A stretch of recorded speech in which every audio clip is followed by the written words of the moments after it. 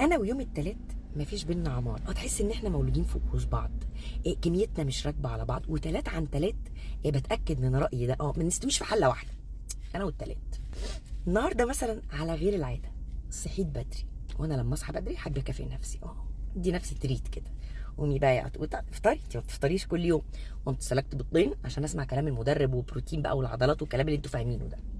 خدي شاور ريفرشمنت في اللزوز، اعملي المورنينج روتين بتاعك على الرايق من غير صربعه، البسي براحتك، اتدلعي يا دوسه. انا دلعت دوسه النهارده. خلاص خدت بعضي ونزلت على عربيتي وقلت يلا بت عشان نتجه الى العمل. انا عربيتي من النوع الصيوح اللي هو لو لمستها كده بس يا ماما في ايه؟ لسه يا دوبك يا اخويا بدورها. والله العظيم ثلاثه لقيت صياح والتابلو احمر ايه يا ست كل في ايه؟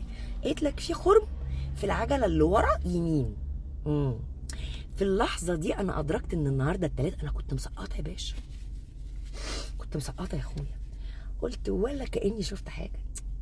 مش هسمح للصيوحه تبوظ لي نهاري، ومش هسمح للتلات انه يبتدي العيب شيحه معايا. اطلعي يا بنتي جيبي قهوتك، اطلعي على الشغل شوفي حالك، بعد الشغل نبقى نشوف الموضوع ده.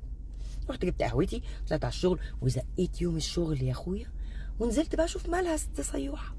طلعت على بتاع الكاوتش، يا سيدي في ايه؟ قال لي ولا حاجه. الاربع فرد حتى مش محتاجين نزودهم هوا.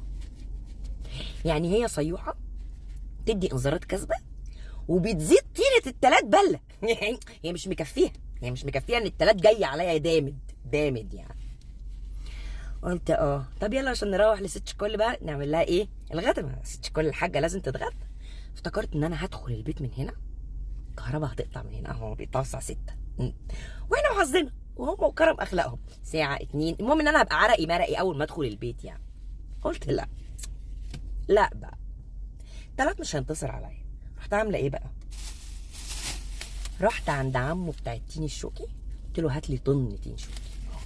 وانا واقفه عنده قررت اغير الكارير بتاعي. انا هفتح عربيه تين شوكي يا جماعه. عارفين التين شوكي بقى بكام؟ يحزن الحزن. والله العظيم بقى بارقام غريبه جدا، بس مش مشكله. ماما بتحبه وهتتبسط بيه. في اول ما الكهرباء تيجي احطه في الفريزر اسقعه ويبقى ده التريت بتاعت بالليل. ما هو انا ههزم التلاته ههزمه. ورحت جايبه الغدا بتاعي. انا هتغدى دوره النهارده. انا هاكل التلات دوره عشان يتربى. وليحترق الدايت فليحترق الدايت في 60 داهيه. بس انا النهارده هعاقب التلات، هاكله على الغدا دوره.